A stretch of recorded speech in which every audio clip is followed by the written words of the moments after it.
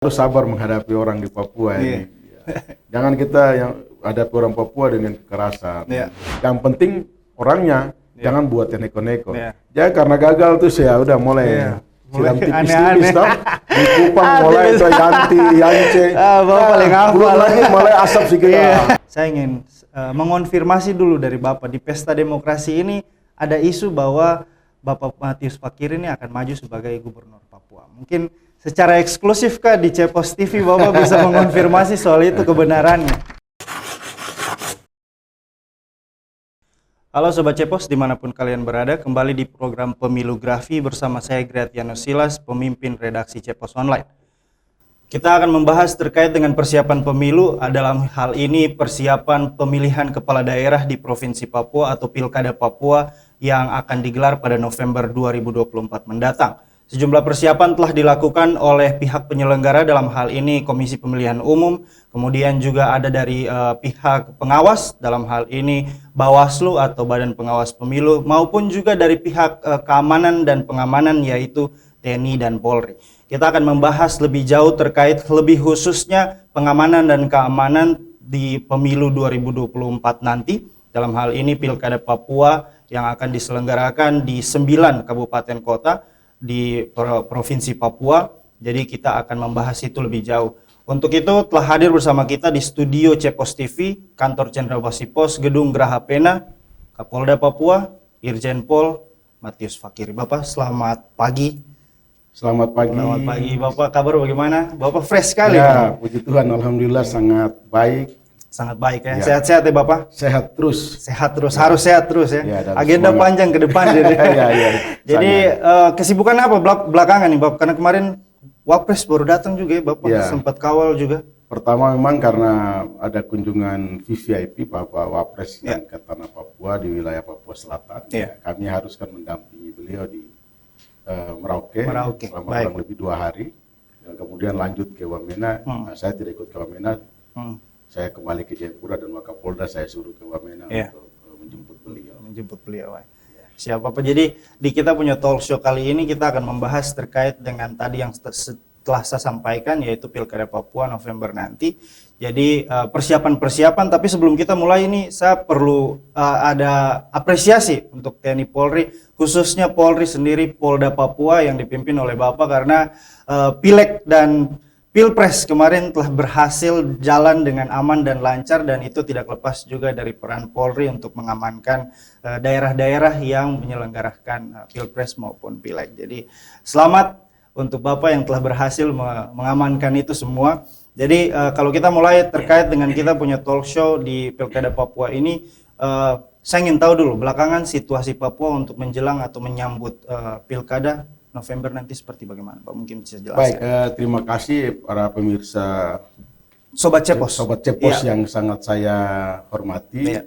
Selaku Kapolda tentunya saya merasa bangga dengan semua masyarakat yang ada di wilayah hukum Polda Papua yang sekarang itu telah menjadi 4 provinsi. 4 provinsi, betul. Provinsi induk dan 3 provinsi DOB. Yang memang waktu itu diprediksi bahwa akan menjadi chaos.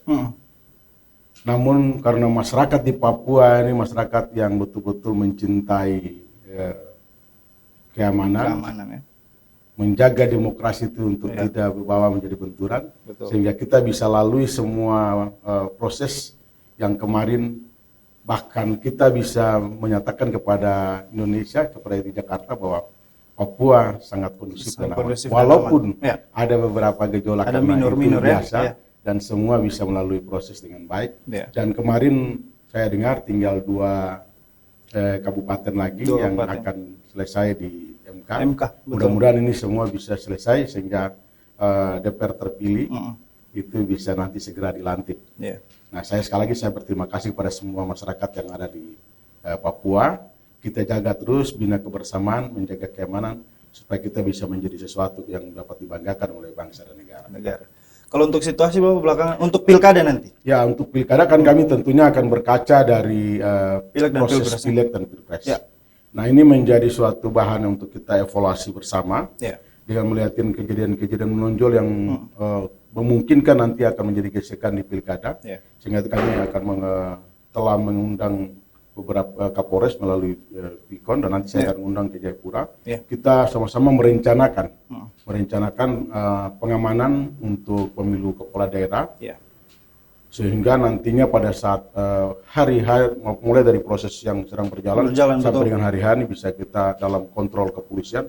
Sehingga saya berharap juga nanti tidak lagi mengulang kesalahan-kesalahan pemilu kada sebelumnya 2014-19, dan kita bisa ngantar pemilu kada di 2024 ini dengan baik. Nah, situasinya tetap terkendali dan kondusif.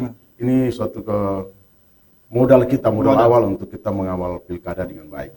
Bapak, kalau untuk concern Polri sendiri terkait dengan pilkada, apakah ada yang menjadi perhatian khusus untuk di Papua sendiri atau seperti daerah-daerah lain? Ya, tentunya kalau Polda Papua tadi kan saya sudah bilang dia ada 3 DOB yang dari 3 DOB ini memang tentunya di Provinsi Papua Induk juga kan masih itu menjadi concern utama. Nah, yang paling terpenting itu nanti kita lihat yang ada di Papua Pegunungan dan Papua Tengah. Ini akan kita membuat suatu rencana aksi yang mudah-mudahan bisa kita lakukan penyekatan sehingga faktor-faktor yang nanti akan menjadi gesekan itu kita bisa meminimais. Tentunya langkah-langkah awal sudah saya melakukan menjembatani dengan semua tokoh. Ini nanti akan kita intens sehingga saya berharap pada saat mulai pendaftaran dan konstelasi mereka meningkat, ini bisa tetap dalam kontrol kita selaku aparat keamanan. Berarti melibatkan tokoh-tokoh tadi ya, Bapak? Artinya mereka memiliki peran penting juga seperti adat, agama, dan yang lainnya? Tentunya, saya mulai dari awal sejak Kapolda kan saya menggunakan tokoh-tokoh ini untuk membantu kepolisian. Karena kami tidak dapat berbuat apa-apa kalau tanpa dibantu oleh para tokoh. Mulai pada saat COVID, mulai naik terus sampai PON, sampai dengan kemarin saya dorong terus semua tokoh-tokoh untuk terlibat aktif dalam menanganan situasi-situasi itu. Dan saya lihat itulah Sukoguru bagi kepolisian dan TNI untuk bisa mengelola keamanan di tanah Papua. Dan ini tentunya kita akan persiapkan lagi untuk bagaimana membantu kami dalam menyiapkan pengamanan pemilu kada yang sudah mulai berjalan. Sudah mulai berjalan. Kalau Strasiala sekarang sudah mulai daftar-daftar di partai, kemudian ada fit and proper test, jadi proses-proses politik awal ini sudah berjalan untuk pilkada. Jadi itu melibatkan ini ya teman-teman dari tokoh-tokoh ada tokoh agama. Dan itu sudah terbukti di yang tadi Bapak sampaikan ya, artinya dari PON kemudian berjalan di Pileg dan Pilpres, dan tokoh-tokoh adat ini punya peran penting bersinergi dengan Polri ya. Sangat penting. Mereka lah yang hebat membuat keamanan ini bisa. Saya harus jujur mengatakan itu. Dan tentunya masyarakat di Papua yang mau punya kemauan untuk menciptakan, menghadirkan rasa damai. Bapak, terkait dengan pilkada sendiri kan ini ada dipecah menjadi beberapa daerah, artinya sudah ada dibentuk daerah otonomi baru atau provinsi baru di Provinsi Papua sendiri. Jadi kalau kita mau bicara, tapi teman-teman Sobat Cepos juga perlu tahu bahwa meskipun Papua sudah terpecah menjadi beberapa daerah, sekarang beberapa provinsi, Poldanya masih tetap satu ya Bapak. Jadi Polda Papua masih menghandle di seluruh provinsi yang ada di tanah Papua ya. Kecuali Papua Barat dan Papua Barat Daya. Jadi mungkin apakah ada tingkat kesulitan atau tantangan dalam mengamankan semua daerah yang ada di Papua, atau sama saja karena pada dasarnya ya semua ini sudah sejak awal? Iya. Kalau kita lihat kan sebenarnya Polda Papua ini kan dulu mau sampai ke Polda Papua Barat. Ya puji Tuhan kan semua dulu bisa berjalan. Betul. Ya karena memang kebutuhan percepatan pembangunan dan sentuhan untuk menuju ke kesejahteraan. Tentunya pemerintah kan berpikir untuk harus menambah provinsi, menambah kabupaten. Nah tentunya ini tidak menjadi persoalan bagi Polda Papua sendiri. Dengan pecahnya Polda Papua menjadi Papua Barat, kan kita perkuatan yang ada di daerah barat kan itu menjadi wilayah Polda Papua Barat. Dan tentunya kami juga tetap mengelola 28 kabupaten dan 1 kota, jadi 29 daerah otonomi ini. Ya, karena sudah bukan baru 2014, 2019 pemilu kada pemilu itu kita sudah lalui, dan itu kan dilakukan oleh Polda Papua dengan jumlah personil yang waktu itu sangat minim. Nah, sekarang kan kita terus menambah personil ya. Nah, tentunya bagi kami ini tinggalkan bagaimana mensiasati. Apalagi sekarang ini kan pemilu serentak.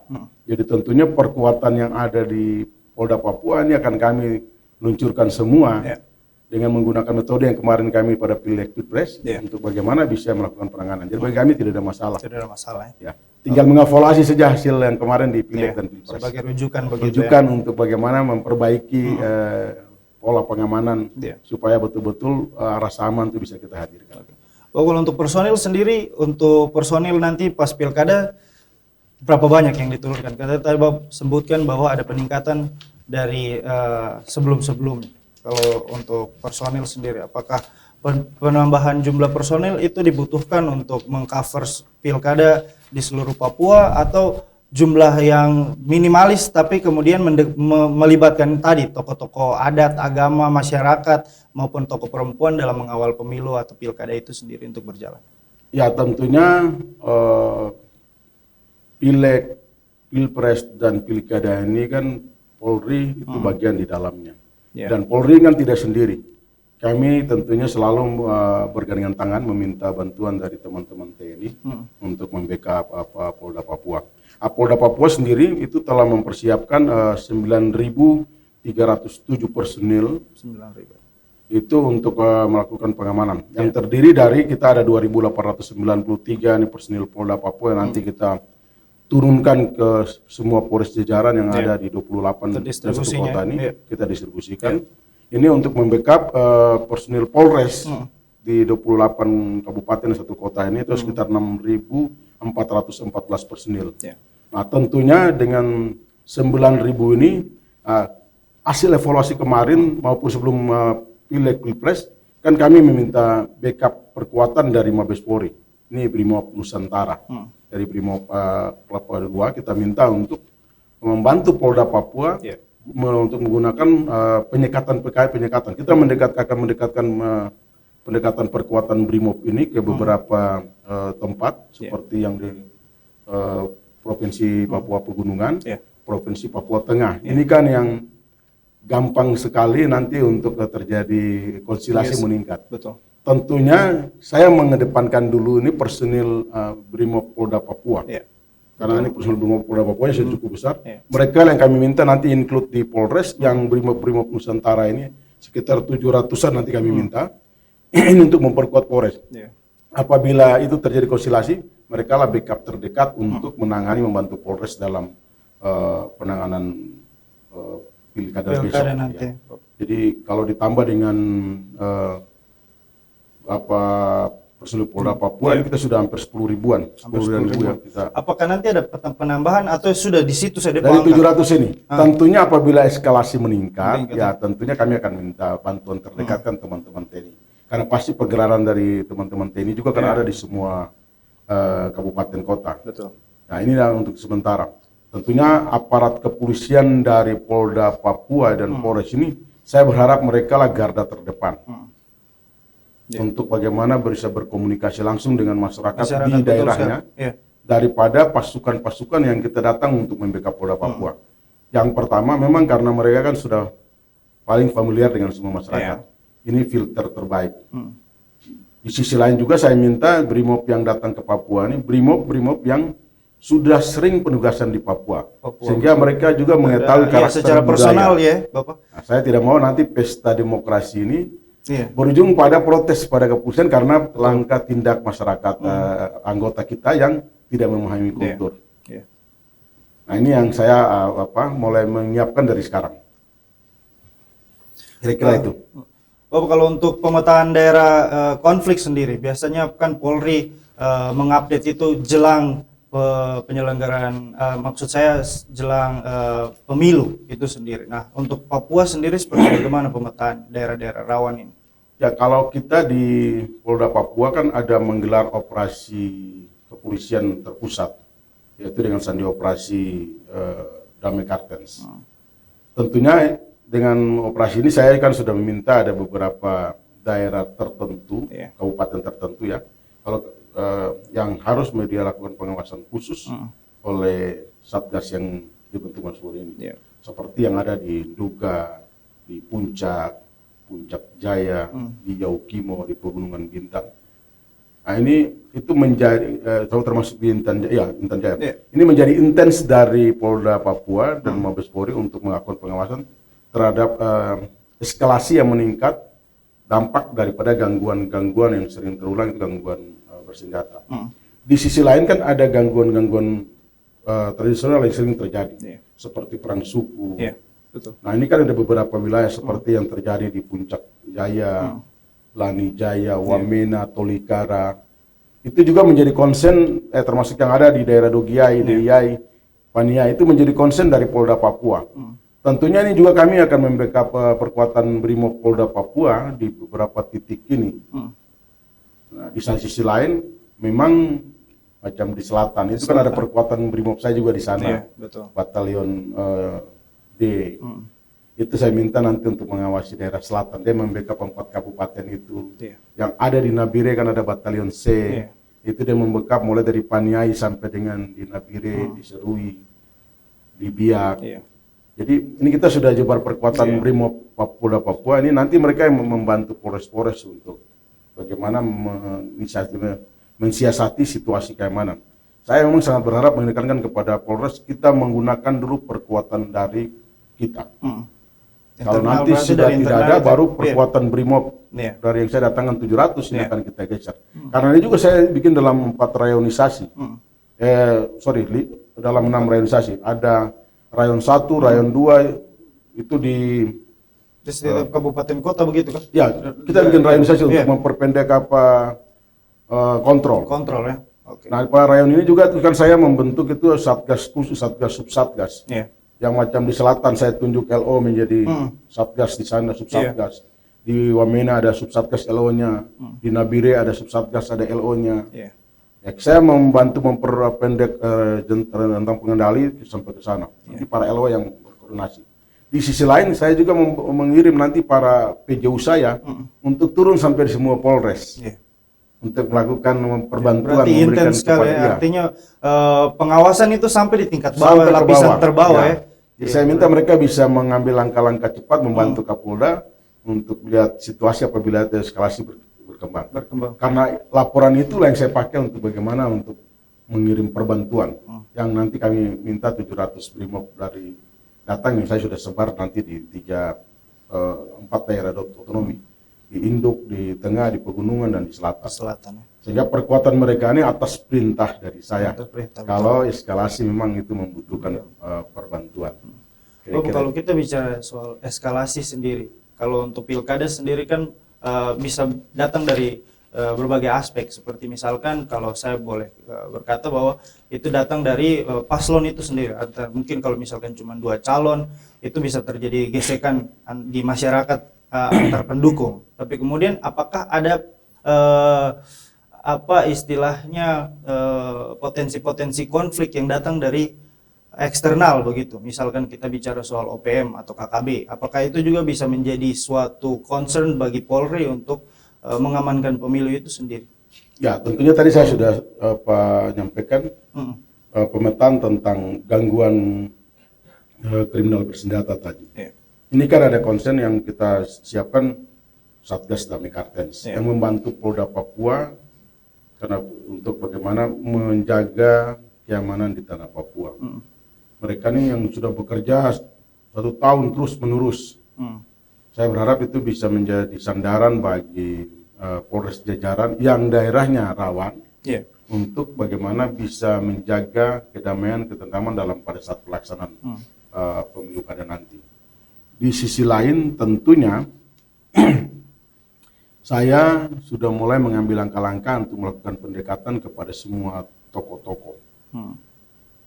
Baik tokoh adat, tokoh agama, dan lebih khusus lagi nanti kepada para pasangan calon yang akan maju. Nah, saya berharap dengan nanti komunikasi intens dengan mereka, kita bicara dari hati ke hati. Betul. Ya, mudah-mudahan ini bisa memberikan warna tersendiri dalam pesta demokrasi itu. Dan juga saya sangat tidak berharap mereka menggunakan saudara-saudaranya yang pegang senjata untuk menakutkan para petugas penyelenggara, aparat keamanan, atau mungkin saudara-saudara lain, masyarakat lain pendatang yang mencari nafkah. Karena semuanya kan membuat gaduh keamanan di masing-masing. Nah ini kan ujung-ujungnya kan kepada mereka tokoh-tokoh yang akan maju kepada bupati wali kota maupun di gubernur. Bupati, wali kota, gubernur. Nah tentunya nih saya mulai membangun komunikasi dan mudah-mudahan komunikasi ini bisa memberikan warna tersendiri supaya kita bisa menghadirkan pemilu kada damai dan Papua. Tapi kemudian kalau kita bicara pilkada ini kan untuk pemilu ya secara keseluruhan kan pilpres dan pileg sudah. Ini sekarang tinggal satu PR yaitu pilkada itu sendiri. Nah, apakah dari tingkat pusat dalam hal ini Polri mungkin Kapolri ada memberikan instruksi khusus di daerah terkait dengan pengamanan terlebih khusus di Papua sendiri kepada Bapak sebagai Kapolda? Ya tentunya kan kalau pimpinan Polri itu kan berharap kita bisa mengelola situasi pesta demokrasi. Ya baik kemarin yang pileg pilpres maupun khususnya pemilu kada itu bisa berjalan dengan aman. Damai dan sukses. Sukses ini kan bagaimana pemilih itu bisa datang untuk memilih. Nah, tentunya pesan ini kan memberikan penekanan bagi kami para Kapolda untuk bisa betul-betul merencanakan pengamanan ini dengan maksimal. Apalagi kan kita tahu ini karena serentak, jadi menggunakan perkuatan yang ada pada Polda masing-masing. Ini kan di situ kita harus membangun semua komunikasi dan mempersiapkan pengamanan dalam kalau di Polda di Polri bilang itu membuat suatu calling system ya. Dan tadi saya sampaikan kita mendekati segala macam supaya ini nanti mengarahnya kepada bagaimana bisa terlaksananya kegiatan pengamanan dan terlaksananya proses pesta demokrasi khususnya pemilu kada besok itu sesuai dengan rencana yang memang Polri sudah siapkan. Karena ini kan bagian dari semua evaluasi rencana pengamanan sebelum-sebelumnya. Dan melihatin perkembangan isu-isu terbaru termasuk hasil apa yang kita lihat dari teman-teman yang bekerja di dunia intelijen. Sehingga rencana pengamanan memang harus kita siapkan. Dan itu kan menjadi suatu kalau kami kan pasti menjadi suatu tantangan tersendiri oleh para pemimpin Kapolda untuk berlomba bisa menghadirkan keamanan. Seperti saya sendiri kan, waktu kita rapat-rapat Mabes Polri kan, wah Polda Papua itu number one, nomor 2 Sulawesi Utara. Saya waktu bilang Mabes Polri, saya akan membuktikan bahwa Polda Papua dari merah itu menjadi hijau, mudah-mudahan dari kuning mudah-mudahan bisa menjadi hijau. Dan alhamdulillah bagi saya, apa yang saya ucapkan di depan pimpinan kita bisa lakukan. Bukan karena hebatnya polisi sebenarnya, karena hebat masyarakat yang mau kita duduk sama-sama bagaimana menjaga kedamaian dalam walaupun konstelasinya cukup besar. Apalagi nanti ini pemilu kada. Ini kan jago-jago kandang ini. Kalau dulu kan banyak orang. Itu bisa ratusan bahkan ya. Kalau sekarang ini kalau saya bilang kan paling banyak 4 itu sudah hebat. Ya rata-rata bisa 3, 2. Jadi saya bilang ini kan harus kita. Dan orangnya kan kita sudah bisa petakan. Tokoh-tokohnya. Mulai bermunculan. Ini makanya saya sampaikan saya sudah mulai akan coba pendekatan. Pendekatan ke semua. Tidak ada salah kita komunikasikan. Betul. Karena saya berharap demokrasi itu kita jaga dia itu walaupun nanti ada konstelasi, tapi tidak boleh terjadi gesekan yang akhirnya mengorbankan bagaimana pembangunan yang sedang dibangun, bahkan mungkin mengorbankan saudara-saudara kita sendiri. Nah, supaya habis pesta demokrasi tidak boleh ada luka, tidak boleh ada duka.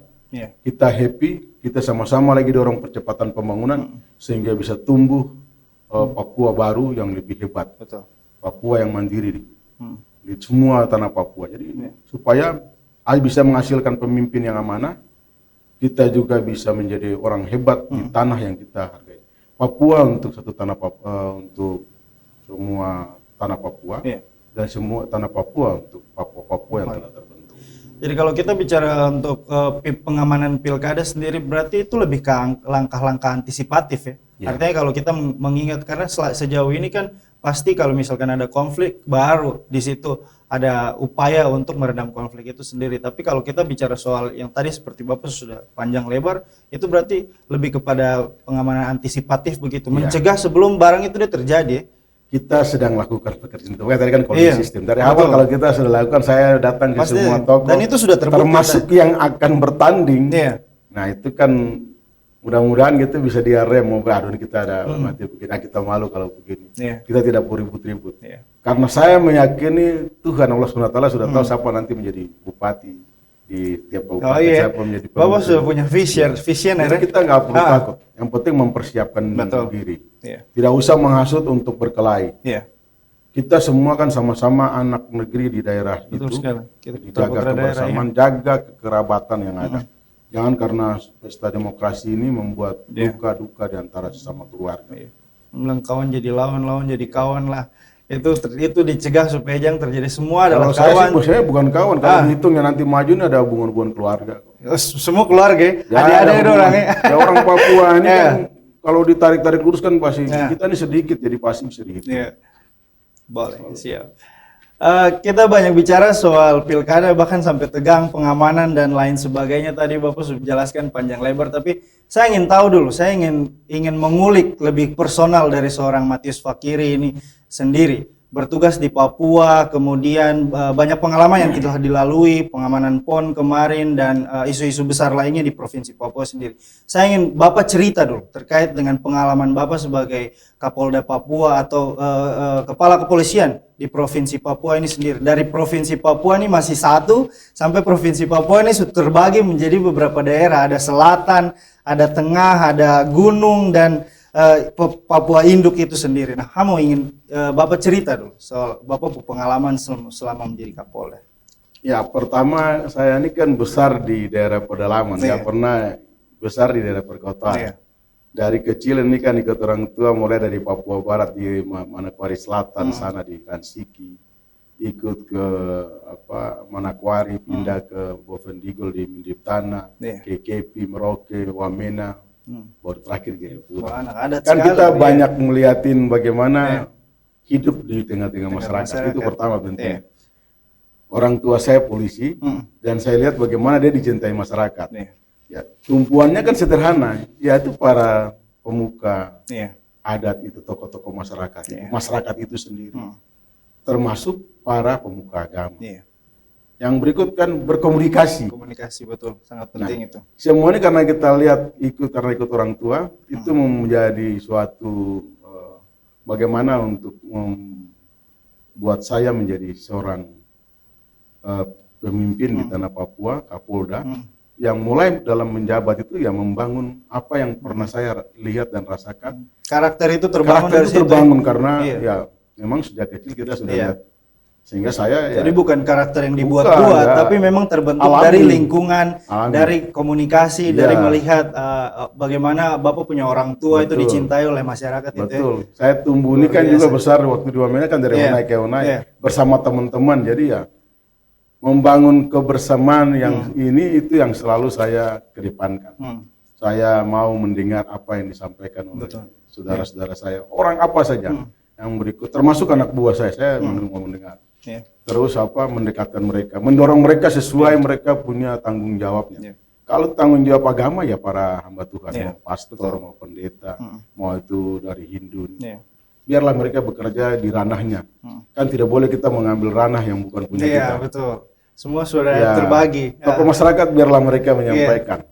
Tanggung jawab saya selaku Kapolda kita diskusi dan kita mulai melakukan pesan-pesan Kamtipmas itu. Mulai juga memberikan pembelajaran hukum di situ. Nah, tentunya dalam kebijakan saya kan saya selalu mengedepankan restoratif itu. Pendekatan budaya. Ini yang saya teruskan ke semua jajaran. Nah, inilah yang membuat bagaimana kedekatan saya dengan semua tokoh masyarakat. Dan dalam menjadi Kapolda, mulai itu saya membangun sampai saya katakan sampai di pemilu kada, mereka adalah garda terdepan. Dan insya Allah nanti pada saat pemilu kada saya kira sudah mulai kembali kepada ranah itu. Dalam nanti beberapa waktu ke depan saya akan safari pilkada. Safari pilkada, baik. Ini dibarengi dan kegiatan keagamaan. Karena kita ini tanah Injil, saya selalu melakukan KKR keliling sebelum momen-momen besar itu. Seperti kemarin di pemilu presiden kan kita jalan KKR semua. Ini besok lagi kita mulai. Saya akan mulai dari Timika. Karena Timika ini kan dalam catatan kami kan selalu kalau ada pilkada atau apa, benturan. Saya ke sana. Mudah-mudahan dengan siraman rohani dan para hamba Tuhan berbicara, yang tadinya mungkin mau dibentuk-bentuk oleh para konsisten ini, wah ini kita bisa bahaya nih. Para hamba Tuhan bisa mendoakan kita untuk tidak sukses ini. Jadi biarlah dia menjadi anak Tuhan yang dengar-dengaran. Dari Timika saya akan ke Nabire. Karena ibu kota provinsi kita akan membawa kegiatan di sana juga. Sekalian saya akan bertemu dengan semua tokoh masyarakat. Dan mudah-mudahan nanti saya undang para petarung-petarung. Kita duduk diskusi dari hati ke hati antara saudara. Kemudian saya ke Serui, Waropen, Biak lagi nanti kita kegiatan yang sama. Dari sana saya ke Jayapura, balik ke Wamena dulu. Dari Wamena saya turun, saya ke selatan ke Merauke, baru terakhir di Papua di Jayapura. Jayapura kita akan bikin di Kerom, bikin di Sentani, bikin di kota. Ini semua kegiatan yang agama. Saya berharap para hamba Tuhan dengan kekuatan doanya itu bisa mengajak para umatnya, para jemaat Tuhan, para hamba-hambanya untuk bisa, boleh kita semua nanti anak-anak Tuhan yang maju menjadi untuk bertarung, tetap menjaga imannya, untuk tidak dibentur-benturkan antara sesama saudara. Betul. Karena mudah-mudahan kalau tidak ada terjadi korban, kita tentunya ke depan akan lebih ringan menjadi pemimpin, karena kita tidak menjadi pemimpin yang berhasil karena tangan kita berdarah-darah, tangan kita menghasut di segala sini. Nah, saya yakin dan percaya para hamba Tuhan yang sudah selama ini bekerja, dan saya terima kasih, itu bisa menjadi benteng kuat bagi kami, benteng iman bagi semua para calon-calon kepala daerah di semua tingkatan, baik kabupaten maupun nanti provinsi. Nah, kita mudah-mudahan nanti bisa menjadi anak Tuhan yang dengar-dengaran, tidak menjadi manusia yang nanti mau menghasut saudara-saudaranya untuk berantem.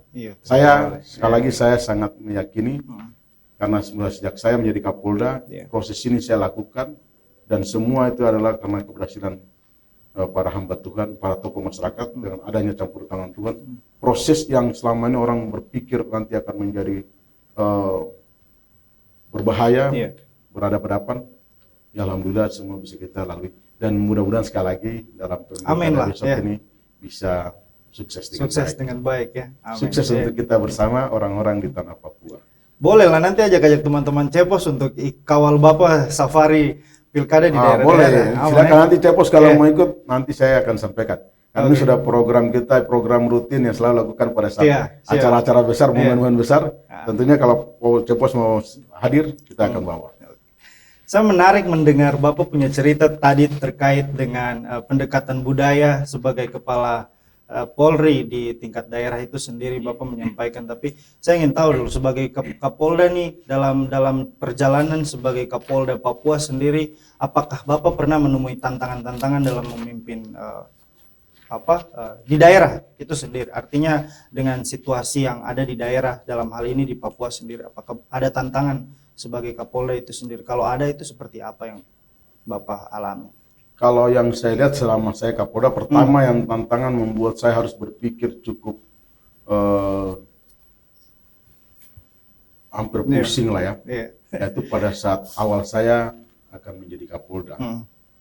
Jadi saya masuk jadi Wakapolda, itu kita mempersiapkan untuk bagaimana PON. Betul. Pada saat mau PON, COVID muncul. Wah, itu kita kan diburu untuk bagaimana PON ini harus bisa terlaksana, namun taruhannya yaitu COVID, yaitu vaksin dari semua masyarakat. Wah, itu luar biasa. Bagaimana meyakinkan orang Papua untuk mau divaksin, ini menjadi tantangan yang luar biasa. Mungkin bisa dilihat kan orang di sana sini mulai bikin segala macam. Itu kan kita mulai dari Papua. Orang mencontoh Papua. Jadi vaksin berhadiah lah, saya bilang begitu. Itu perlu, artinya pendekatan yang berbeda ya. Saya mulai bagaimana meyakinkan hamba Tuhan. Itu saya minta mereka hadir, kita berikan pelayanan kesehatan gratis yang baru kita vaksinkan. Tetapi itu luar biasa, karena hamba Tuhan dia sudah vaksin, ini menyebar cukup luas, dan masyarakat mulai satu-satu mulai vaksin. Kemudian anak-anak saya kasih anak SMA, saya dengan kepala dinas kita mulai jalan di sekolah-sekolah. Dan luar biasa, saya puji Tuhan itu, wah meroket. Saya pernah ikut satu kali kayaknya di SMA 4 di bawah sini, betul. Itu ada Bapak di situ untuk pelayanan vaksin pada anak-anak SMA. Itu yang membuat dan tadinya saya agak stres itu, karena saya tiap hari kan ditanya itu masalah angka vaksin. Angka vaksin tingkat ini, untuk meyakinkan Jakarta kan di situ. Tapi memang luar biasa, kita bisa lalui bersama. Luar biasa. Yang berikut kan beberapa kematian pejabat di Papua. Nah, itu juga ya Wagub lah yang paling terakhir itu. Ya kita bisa berusaha untuk, kan saya sabar anggota untuk saya minta sabar. Saya minta juga untuk tidak boleh diada itu biar saya yang maju. Dan semua bisa kita lalui. Tetapi itu semua menjadi pola bagi kita di Polda Papua untuk bagaimana bisa meredam semua aksi-aksi apabila terjadi konflik dan sebagaimana. Yang berikut memang yang menjadi tantangan sampai hari ini, bagaimana saya berupaya untuk bisa mengkomunikasikan tentang kejadian 2000 pilot ini 2019 kalau saya tidak salah. 2021 Februari itu. Ini memang yang masih jadi concern ya itu tidak apa-apa lah, kita coba mengalir. Sudah berusaha untuk membangun jembatan saya bersama Bapak Pangdam. Ya sampai sekarang kalau belum ada hasil memang mungkin belum waktunya. Nah ini kan membuat kita harus untuk menahan diri. Terus membangun komunikasi dan semua unsur yang termasuk ke dalam ke kelompok ini. Memberikan ya pencerahan lah supaya mudah-mudahan ke depan mereka bisa menjadi warga negara yang baik, bisa mengembalikan Sandra. Tentunya ini kan butuh proses dan butuh waktu yang melelahkan. Saya sering kali tanya teman-teman, ini sudah 1 tahun lewat. Ya saya bilang sabar. Ya, memang itulah hal yang menarik bagaimana saya selalu mengkomunikasikan teman-teman wartawan. Kadang-kadang mereka ini juga mungkin dah saya jongkol juga kalau ketemu Kapolda menanya tidak mau nanya, tidak mau dijawab. Tapi saya salut sama teman-teman wartawan, mereka bisa memahami situasi ini. Dan disitulah bagaimana kita mengelola supaya isu informasi yang ada di Papua ini tidak membuat rasa takut bagi orang lain untuk hadir ke Papua. Karena Papua ini kan membutuhkan orang lain hadir, membutuhkan investasi untuk kemajuan. Maka saya sering kan minta ajak teman-teman wartawan untuk kayak kita berikan bahasa-bahasa yang enak lah. Karena suatu saat ya, apalagi sekarang sudah pemekaran. Sudah pemekaran, nanti Papua ini mau apa? Nah kalau kita hadirkan tulisan-tulisan atau menyampaikan itu yang kurang baik, orang kan tidak akan mau datang untuk investasi. Nah itu untuk kita ya. Berkaitan dengan pembangunan ya Bapak. Tapi saya semua itu bisa terbangun terkomunikasi dan baik. Saya memang sangat berterima kasih dan semua unsur yang selalu membantu saya. Termasuk saya teman-teman wartawan tidak pernah letih menunggu saya untuk menyampaikan sesuatu. Kira itu. Tadi itu terkait dengan tantangan. Yang saya ingin tanyakan berikut adalah yang paling berkesan selama Bapak memimpin di Papua ini. Bukan hanya jadi Kapolda, mungkin sebelumnya pernah bertugas di Papua di sebelum-sebelumnya sebelum menjadi Kapolda. Apa yang paling berkesan bagi seorang Matius Fakiri bertugas? Iya, pertama saya tadi sampaikan di awal, saya ini kan hidup di pedalaman pinggiran terus. Nah, selama dinas juga saya nggak pernah dinas di kota, dinas di pinggiran terus. Karena saya memang basicnya Brimob, kan tugasnya ini kan tugas di belantara yang tidak selalu tidak mengenakan. Tetapi ini selalu saya nikmati. Karena nikmati kenapa? Karena saya bisa membangun komunikasi dan saudara-saudara saya di pinggir. Itulah bagi saya itu sangat enak. Duduk di Jayapuren malah saya menjadi jenuh. Karena saya 4 tahun dan saat Brimob itu dikumpul-kumpul dulu baru bisa jadi 1 tahun saya dinas.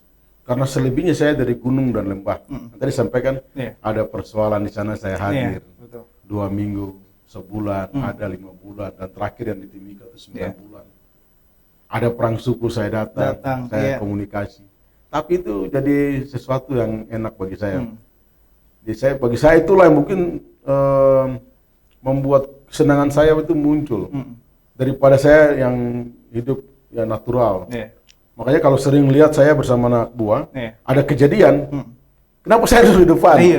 Itu tuh saya tidak bisa saya di belakang karena saya tidak mau. Saya mau pertama. Yang paling berkesan itu di pertigaan ring road itu.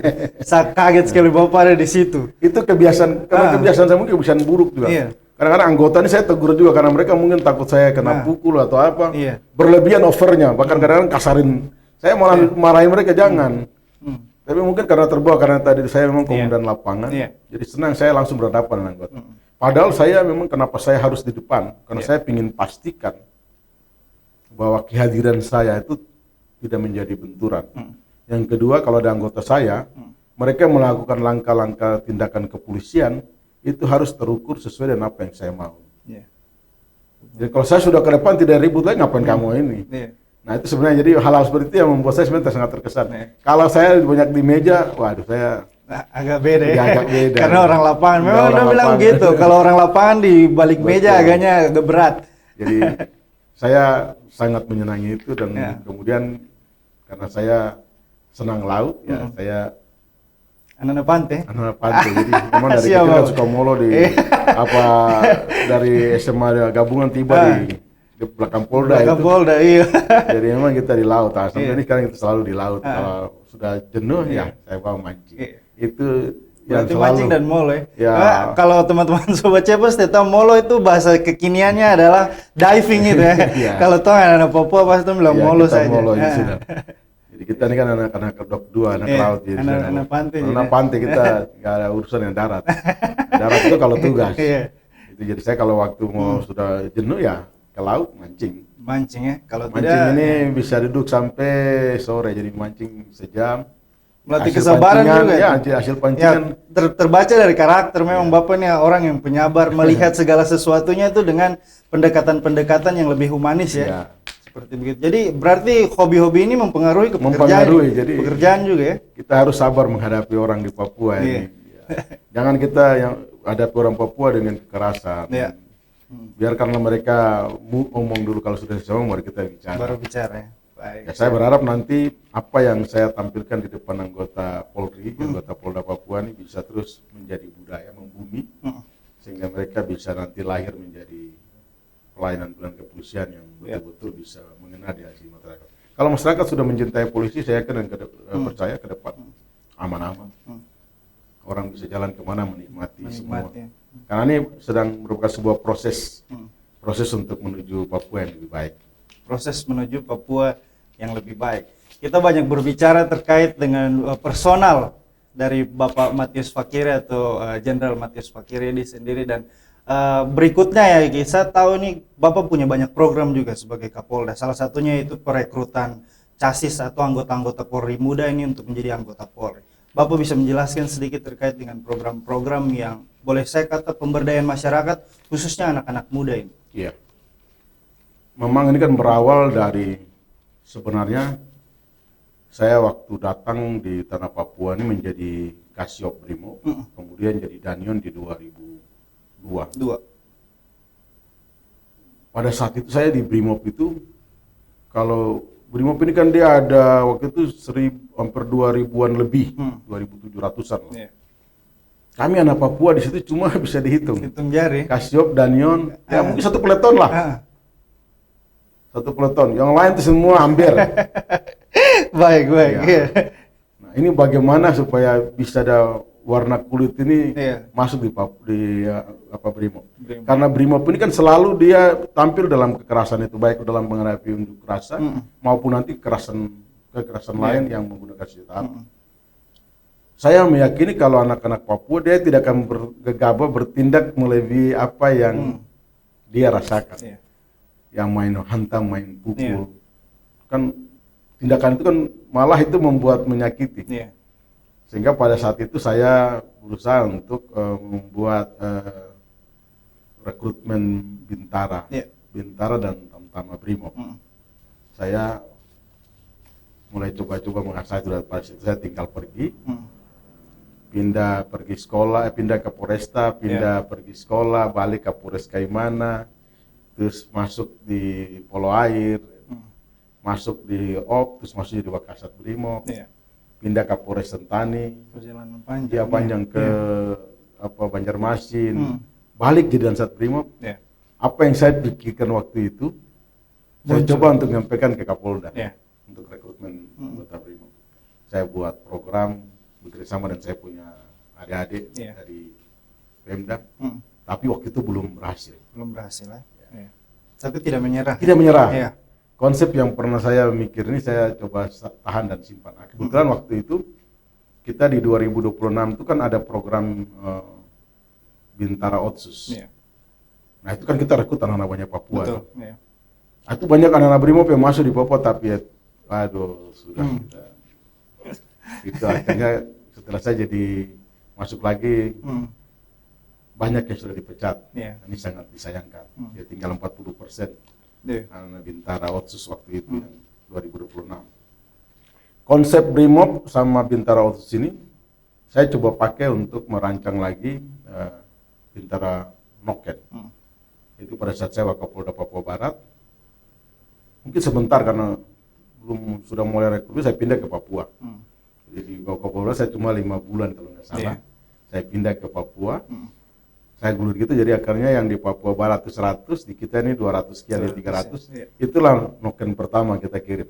Hasil lulus ini, karena didikannya di BESCI, kita magangkan di luar setahun. Nah, saya sambil ini berproses, saya minta lagi ke Pak Kapolri, dikasih, kalau saya sudah naik jadi Kapolda, konsep yang sama dengan menggabungkan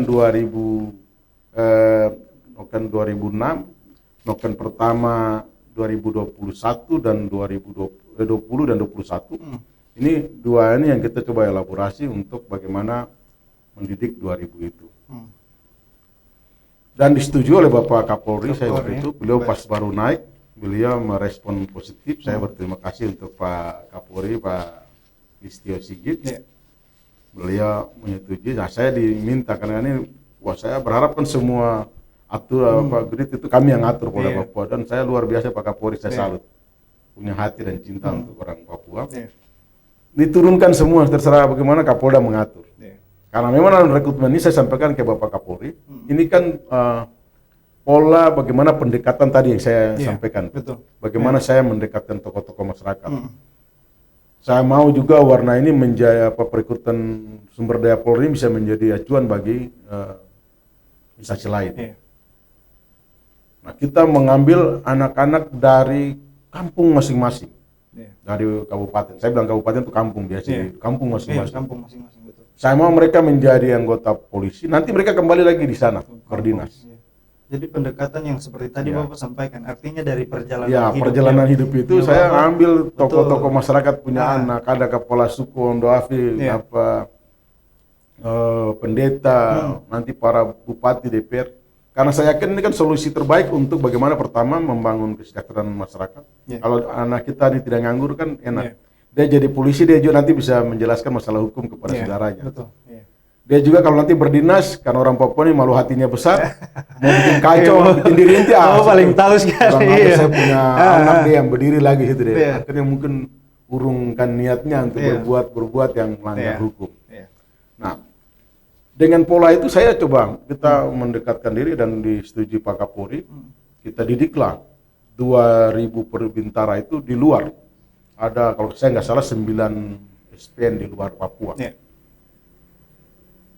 Setelah mereka di luar Papua mereka sekolah, kembali ke Papua, saya 2 bulan lagi saya mematangkan orang di sini. Saya titip di Polres. Selama 1 tahun di Polres saya minta untuk dijaga baik aset orang Papua. Dan saya di setelah setahun kemudian ini saya bilang bahwa proses gabungan dari yang Bintara 2026 dengan saya buat Noken 2020 dan 2021 itu pelanggarannya 0, sekian persen. Sangat tidak berbanding lurus dengan apa yang pernah terjadi 2006. Mereka Bintara yang hebat-hebat. Karena mereka lahir dan tumbuh besar di Papua dan tidak takut mau dinas di mana dan tidak takut untuk belajar berkomunikasi dan saudara-saudaranya.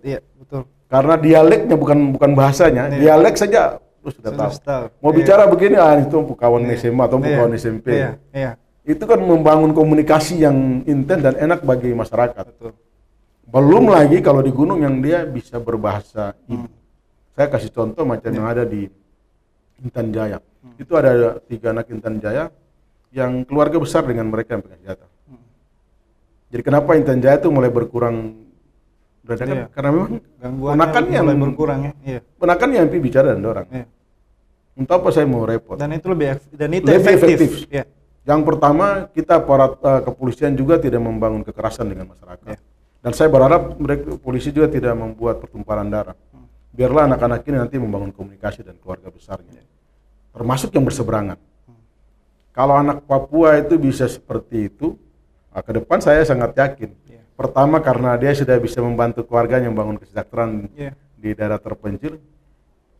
Terus kedua dia bisa membangun komunikasi dan teman-temannya. Mudah-mudahan tadi yang bicara-bicara segala macam yang tidak pada tempatnya bisa kembali mempersiapkan diri untuk bangun daerahnya. Jadi biar dia menjadi contoh bagi teman-temannya atau saudara-saudara lain. Nah di tahun 2024 ini itu menjadi luar biasa karena yang selama ini kan saya meminta Mabes Polri ini masih kan gajinya menjadi yang sangat sulit. Nah tahun ini itu malah tidak. Saya sekali luar biasa sama Pak Listio Sigit, Pak Kapolri.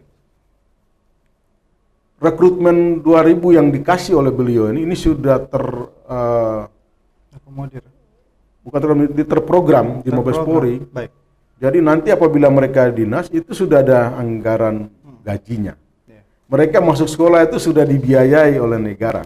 Yang karena ada masuk dalam program Mabes Polri rekrutmen Bintara. Jadi sudah tidak repot lagi kayak biasa-biasa. Saya kalau datang kan ini bagaimana gajinya. Tapi alhamdulillah ini sudah bahkan luar biasa, yaitu di program sampai 2028. Jadi 10.000 nanti. 2000. Program panjang. Ya, memang. Jadi, betul. Memang kalau kita lihat di perjalanan ini kan semua mau menjadi polisi. Saya luar biasa. Biasanya 7.000, 8.000 paling banyak. Ini sekarang kemarin hampir 14.000 yang masuk untuk Redmin. Saya akhirnya kerepotan untuk harus mencari 2.000 ini. Ya memang saya mau semua jadi anggota satu kali saya terima. Tapi karena 40.000 atau 40-an atau sekian ribu yang ada di Jakarta itu kan bukan Polda Papua ya. Kami dikasih 2.000, nanti Papua Selatan juga, Papua Barat juga tuh ada 1.500. Kan celaka kalau kita mau sudah dikasih Bapak Kapolri kita mau semua masuk. Sehingga ya saya sangat berharap ya tahun ini kalau cuma 2.000 yang gagal-gagal anak-anak kita bulan Juli ke bulan Desember itu pendek sekali. Jadi yang gagal-gagal ini jangan patah semangat. Betul. Dia tunggu nanti pada saat Januari dia daftar lagi. Saya nanti minta bagaimana kita bangun pola supaya mereka-mereka yang sampai di pemeriksaan ujian akademi psikologi ini coba kita lakukan pemetaan. Kemudian saya juga minta ke Pak Karesdem coba membuat subpanda supaya tidak dibawa Jayapura, kita selesaikan. Memang kesulitan kita dalam proses lanjut ini kan kalau harus dia ujian psikologi itu kan harus ada lab. Nah ini semua kabupaten nih, itu belum ada. Yang ada itu hanya baru siap itu cuma di Timika. Belum lagi kalau tes kesehatan. Lab yang lengkap tuh memang kita semua punya rumah sakit umum, tapi kan spesifiknya tidak ada, sehingga kita baru mampu untuk cuma di Timika. Nah saya sudah minta nanti kita koordinasi dan Pemda provinsi yang DOB, coba bangun, supaya saya bentuk subpanda sana, supaya anak-anak yang ada di rayonisasi itu bisa tes. Yang pertama akhirnya kan kita pangkas waktunya, pangkas biayanya, betul, tenaga juga. Supaya ya nanti kalau dukungan Pemda yang ada ini karena nanti setelah mereka nih lulus 2 seleksi saya bisa dapat 2.000. Ini kan kemarin tesnya itu 6.500 ya. Tadi malam saya harus gugurkan 3.000. Ada yang gugur 3.000. Ya 3.000 nanti pagi ini diumumkan ini. Ya nggak apa-apa nanti tinggal 3.000. Nanti belum lagi saya harus gugurkan 1.500. 1.000 dulu baru 500 terakhir. Nanti yang gugur saya tadi sampaikan bahwa mereka tunggu bulan Januari besok langsung persiapan untuk daftar. Nanti kami akan membuat kebijakan supaya bagaimana mereka dalam pemetaan supaya kalau ada masuk ya jangan terlalu susah repot-repot lah, kita sudah ada ini bekas-bekas. Yang penting orangnya jangan buat yang neko-neko. Jangan karena gagal tuh ya udah mulai siram tipis-tipis dong. Di Kupang mulai itu Yance. Paling belum lagi mulai asap sih kita. Nanti rusak dirinya. Jadi bukan akhir. Yang penting sekarang kita harus bersyukur pimpinan Polri, Pak Listio itu sudah memberikan kita nanti bisa memsiapkan itu 10.000. Nah memang 10.000 ini kan bertahap 2.000. Nah saya berharap tahun ini 2000, tahun 2025 2000, nanti dia dibarengi lagi 2025. Itu kita akan buka lagi rekrutmen dokter ini yang dari SBS. Jadi dia bisa jadi dokter kepolisian. Saya prioritaskan dokter-dokter dari Uncet. Saya prioritaskan dokter-dokter anak Papua yang mungkin sekolah di luar. Jadi kalau masih makan ya kita ngambil menjadi dokter Polri. Supaya nanti misi rumah sakit saya yang di Timika, nanti kalau kita bangun di Merauke isi. Nah ini bagian dari saya membuat program yang kita sudah bekerja sama dengan Pak ASSDM dan Bapak Kapolri. Itu bisa nanti kita persiapkan di 2025. Sampai 2028 Bintara itu 10.000. Kalau sudah 10.000, berarti di SPP Polda Papua itu kan harusnya 24.000 sekian. Berarti kami sudah 96 atau 92%. Dan itu sudah menjadi Polda yang kuat. Nah, mudah-mudahan kalau nanti 2026 ada Polda Papua Tengah, Papua Selatan, Papua Pegunungan, itu semua berarti sudah mencapai 20-an%. Karena Polres-Polres sudah penuh nih, sudah mulai bintara-bintara yang lahir, tumbuh, besar di kabupaten masing-masing. Oh, karena saya anak Jalimo, sudah dia balik Jalimo. Tidak ada rumah, kau tinggal, kau tempat ke orang tua. Kau tanggung jawab tadi pakai bahasa ibu, pakai pendekatan untuk mengkomunikasikan sambil mentransformasi masalah hukum kepada keluarga. Ini yang kita siapkan. Karena Bintara yang besok ini masuk, dia sekolah di Banten, di Jawa Barat, di Jawa Tengah, Jawa Timur. Langsung magang 1 tahun di daerah itu. Setelah itu baru balik Papua dinas. Ya mudah-mudahan dia sudah balik dinas, ya sudah pikiran yang bagus. Sudah wawasannya terbuka karena dinasnya 1 tahun di luar sana. Baru balik keluar. Saya berharap juga kalau sudah dapat Perem sana ya sudah bawa ini. Saya sudah minta ke Karosdam. Pak Kapolda ini pikir jauh sekali sampai segala sesuatunya dipersiapkan untuk kita anak-anak Papua ini. Jadi untuk anak-anak Papua ini adik-adik orang ini harus mempersiapkan diri karena tadi Pak Kapolda sudah sampaikan bahwa ada perekrutan itu di tiap tahunnya. Bahkan untuk dokter polisi juga ada. Jadi Bapak, kita jauh membahas terkait dengan pengamanan dari awal tadi, pengamanan pilkada, kemudian masuk ke Bapak punya personal sebagai Kapolda, bahkan ketika masih bertugas juga di Papua sejauh ini. Kita berada hampir di penghujung acara kita atau di talk show kita kali ini, dan saya ingin mengonfirmasi dulu dari Bapak, di Pesta Demokrasi ini ada isu bahwa Bapak Matius Fakir ini akan maju sebagai Gubernur Papua. Mungkin secara eksklusif kah di Cepos TV Bapak bisa mengonfirmasi soal itu kebenarannya? Silakan Bapak. Ya. Saya pernah kemarin ditanya sama teman-teman wartawan. Saya cuma sampaikan singkat bahwa semua anak Papua itu mempunyai kesempatan yang sama. Setiap anak Papua memiliki kesempatan yang sama. Jadi kesempatan yang sama ini kan bisa diambil oleh siapapun. Yang paling penting sesama anak Papua tidak boleh saling membunuh karakter, membusukkan karakter. Tidak boleh saling menjatuhkan. Jatuhkan tidak perlu. Kita yang santai-santai saja. Yang santai-santai saja. Sebagai Kapolda tadi saya sudah sampaikan, saya akan mempersiapkan itu supaya semua bisa berjalan dengan damai. Sebagai pribadi tentunya karena memang masyarakat sudah menyampaikan sebagai individu pribadi, saya kalau memang itu panggilan daripada masyarakat untuk maju memimpin Papua bukan Papua Selatan. Papua Selatan kan saya tidak ikut di sana. Di Papua tentunya saya bismillah saya siap untuk menjawab apa yang masyarakat mau di tanah Papua. Baik. Bapak kalau boleh tahu apa yang melatar belakangi Bapak untuk berkeinginan maju sebagai gubernur di Papua itu sendiri? Apakah mungkin Bapak sejauh ini melihat masih ada kekurangan dan pembenahan di Papua itu sendiri, atau apa program dari Bapak, ada Bapak kerinduan terhadap Papua ke depannya seperti bagaimana? Ya tentunya kan kalau kita lihat kan para gubernur sebelumnya orang Papua, bahkan mungkin sebelumnya kan orang-orang hebat semua. Betul. Yang tumbuh dengan semua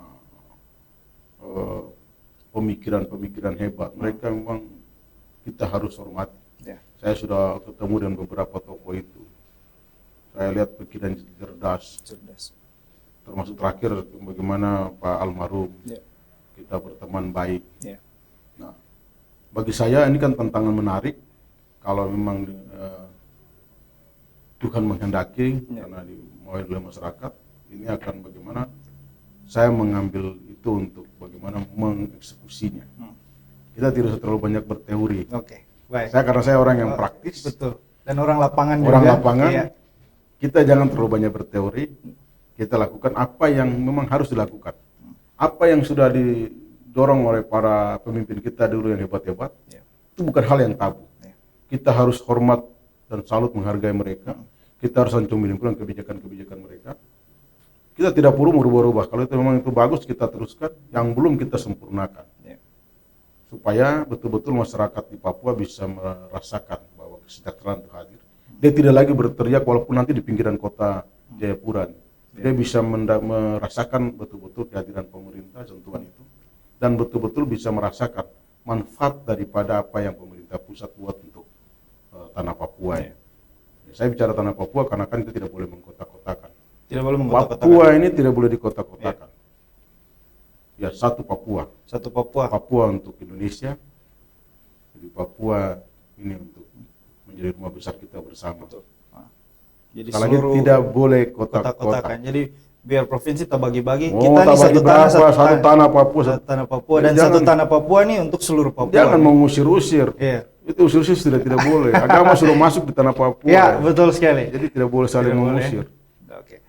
Jadi demikian sudah ya konfirmasi dari Pak Matius Fakiri terkait dengan pilkada. Bapak, kita berada di penghujung acara kita. Saya minta Bapak untuk memberikan closing statement. Apa saja yang ingin Bapak sampaikan, baik itu di tingkat Polri ataupun mungkin persiapan pengamanan pemilu itu sendiri atau apapun itu. Mungkin Bapak bisa menyampaikan ini, Bapak kamera. Silakan. Baik, terima kasih semua saudara-saudara saya yang saya sangat muliakan. Orang yang ada di tanah Papua, mari kita jaga kebersamaan, jaga kekeluargaan, jaga kekerabatan, jaga keharmonisan dan kedamaian tanah Papua. Mari kita sama-sama menjunjung harkat dan martabat orang Papua tanpa boleh membuat perbedaan. Papua milik kita bersama, kita jadikan kita sama-sama melahirkan kedamaian yang ada di tanah Papua. Sukses untuk tanah Papua. Demikian closing statement dari Irjen Pol Matius Fakiri menutup perjumpaan kita kali ini. Saya Gratianus Silas, pemimpin redaksi Cepos Online bersama Bapak Matius Fakiri. Terima kasih banyak Bapak sudah berbagi dengan kita di sini di studio Cepos TV, dan itu mengakhiri acara kita. Saya Gratianus Silas bersama kru yang bertugas mengucapkan banyak terima kasih dan sampai jumpa.